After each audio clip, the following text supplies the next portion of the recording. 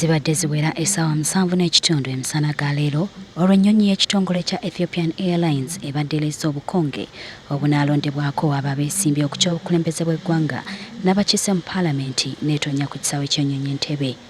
Eno n'ebadde erindiddwa abakungu okuva mu kakiiko k'ebyokulonda, abakungu okuva mu bitongole eby'obwannakyewa, abatunuulizi b'akalulu ssaako n'abo abakiikiridde ebibiina by'obufuzi eby'enjawulo. Oluvannyuma lw'ennyonyi okutuuka, obukonge buno obuwerera ddala miliyoni 16 bukwasiddwa ssentebe w'akakiiko k'ebyokulonda Engineer Badru Kiggundu. Abukebedde wamma gwe n'akakasa nti ddala obwedda ye mulindwa w'olunaku. Mu lukuŋŋaana lw'abamawulire olutuuziddwa ku kisaawe Entebbe, Engineer Kiggundu ategeezezza nti obukonge buno buli obukadde 16 nga buno bwe bwakoleddwa kampuni ya Pearl Media mu ggwanga lya South Africa.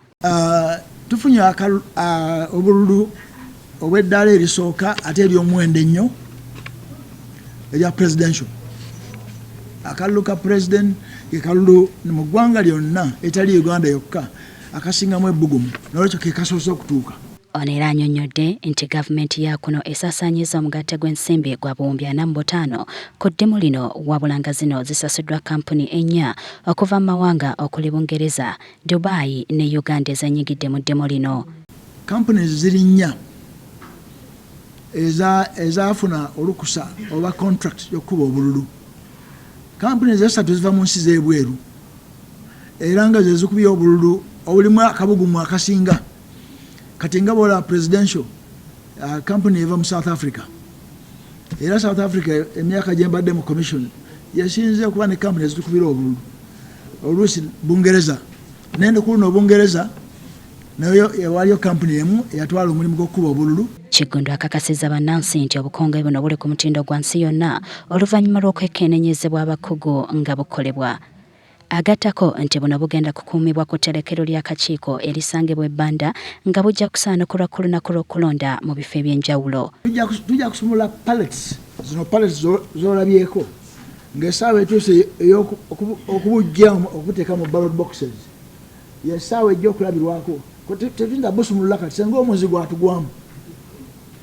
Opportunities n'obugire bali mu nsi bujja kusigala mu migwa gyabwo nga bukuumibwa securely okutuusa lwe tunaatuuka time eri nga tumaze okuteeka mu ballot boxes ezijja obutambuza buli kintu ekirala kyonna obululu obusembayo. Kino nno tekigenze bulungi n'aboludda oluvuganya abagamba nti batandise okubuusabuusa oba nga ddala okulonda kuno kunaaba kw'amazima n'obwenkanya olw'okubamu omukisa gw'okusumulula n'okulaba obukonge buno. Mukirabye wano nti chairman w'akakiiko k'ebyokulonda tamanyi obululu omeka bwe yakola ki bwe baakuba. Tasobodde kutubuulira nti twakuba obululu wabula agamba bulabika bulinga miliyoni 16, so siyinza kuba mumativu. We don't know exactly how many ballot papers have been delivered. Yes, we have seen pallets of ballots, but we don't know exactly how many. And we think it's the Ugandans deserve to know how many ballots have been brought forward. For this will help with transparency in the whole electoral process. Michael Kabazilukuka abadde akiikiridde ekibiina kya FDC ne Elis Kataza ngono akiikiridde ekisinde kya Go Forward bagamba si bamativu n'ensonga eno. Obukonge buno ku luno babulese babusiirinze. Kitegeeza nti ba agent betugenda okuweereza ku warehouse ebbanda gye banapaakingira tebajja kusobola kubwekebejja.